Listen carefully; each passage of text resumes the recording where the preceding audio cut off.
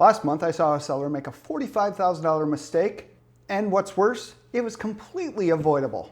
Today, I'm going to show you the 4 most expensive mistakes that a seller can make, and more importantly, exactly how to avoid them. Hi everyone, I'm Dan Callis. I've been selling real estate for 25 years, sold over 1,000 homes. If you're new here, we're going to give you the real unfiltered truth about what goes on in the real estate market and how to avoid the common pitfalls that sellers and buyers make. In our previous videos, we've talked about how to sell a home in a divorce situation, how to sell on an estate property, and I've even shared with you the 7 brutal truths that most agents won't tell you about selling a home. So if you're thinking about selling your home or already in the process, stick around. One of these tips could literally save you the cost of a new car. Let's get at it. Number 1 mistake, overpricing your home. All right, one of the biggest mistakes that I deal with all the time with sellers is overpricing a home. The fact is, you have lived there 5, 10, 15, 20, 30 years. You've taken care of it. You've done the updates that you've wanted to do, and you have an emotional attachment. I get it. But in the end, let's be honest. The kitchen that you remodeled 10 years ago, it's probably not worth what you paid for it because it's gotten older. Here's what it means to the marketplace. If you've been on the market 14 days and you have no offers, you're overpriced. If you had a lot of showings and no offers, you're overpriced. If you had no showings and no offers, obviously you're overpriced. Here's what most sellers say. We can list high and come down. I hear that all the time. The one thing that we don't consider, however, is that the buyer, who is the one with the checkbook, the person that's going to give you the cash, is watching what you're doing. And more importantly, as the inventory increases here in 2025, that means that there's more competition, which ultimately brings down the price. If you're on the market and you have no offers, consider you're overpriced. The question is, how overpriced are you? Well, it depends on where you started. And that's what we would need to talk about. Overpricing a home is probably one of the biggest mistakes people make. It shows that you're not serious about selling, and the buyers know that. Even if you are serious, the buyers know that it's overpriced. And you think, well, we'll just come down. Well, how much are you going to come down? Start out first at the right price, and that's the decision that you and your agent make. What is the right price? And then you have 3 strategies. The first strategy is to price where the market's at. The second strategy is price it a little bit below the market. And the third strategy that most sellers want to do is price it above the market and wait for the market to come up. That's a horrible decision to make, and you don't want to do it if you want to get your home sold. The third mistake that sellers can make that costs you tons of money is making decisions based on emotions. I'm going to tell you something that'll sting, maybe for a little, but it's important. The buyer that's buying your home does not love your home as much as you do. The fact is, they will see all of the flaws that you don't see, and that's okay. That's normal. For instance, when you're in a home inspection, the job of the home inspector is to find all the mistakes, to find all the flaws.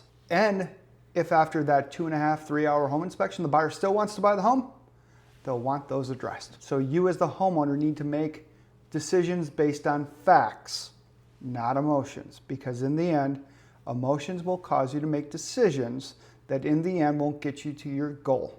And if your goal is to sell your house, do it on facts, not on emotions. The third mistake that I see a lot of sellers make is being difficult for showings. I know you're living in the house and showings are difficult because you have to clean up the house, get the kids ready, get the pets out, make it spotless so that a buyer can come into your home. Fair enough. But here's the thing. If you're constricting the time period that a buyer can look at your house, you're eliminating the field of buyers. And you do not want to do that. Because let's face it, the buyer, in the same way that you were getting ready to get your home ready to be shown, that buyer is making adjustments in their schedule to get into your house.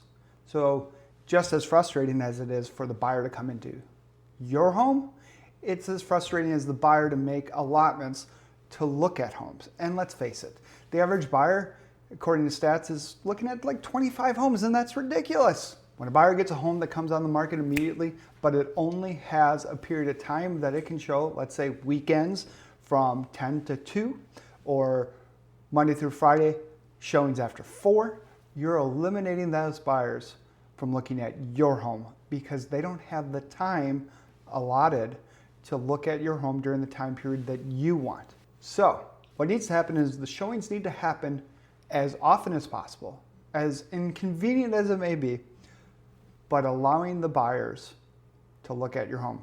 And it plays into point number 1, which is don't overprice your home. So if you don't overprice your home, you're not going to have a lot of showings. The days that you do have showings and you allow them to come in the entire day versus a couple hours, it will actually put more money in your pocket. And that's ultimately what you want, right? Let's deal with the 4th mistake sellers need to avoid. That's right, hiring the wrong agent. And I can't speak to what every other agent does out there, but here's what I can tell you right now, stats. Remember, unemotional facts. 85% of all agents in the Metro MLS in the state of Wisconsin have not sold more than 2 homes a month. What does that mean to you? Well, that 2 homes a month is either a listing or a buyer.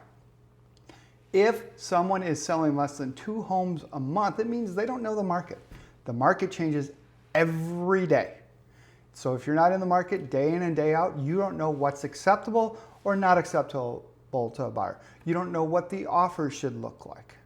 So it's very important to hire the right agent because let's face it, you're paying a commission. And that commission sometimes is expensive. One of the biggest things to consider is that for most Americans today, their home is the biggest asset that they own. And are you willing to trust your biggest asset to a person that's kind of in the market, that does it part-time, or that really isn't as committed as you are to get the home sold? Choose the right agent that's going to come alongside, ensure that you get the best price, negotiate on your behalf to ensure that the top dollar gets in your pocket so your equity is protected. And one of the worst things you can do is consider selling it by yourself.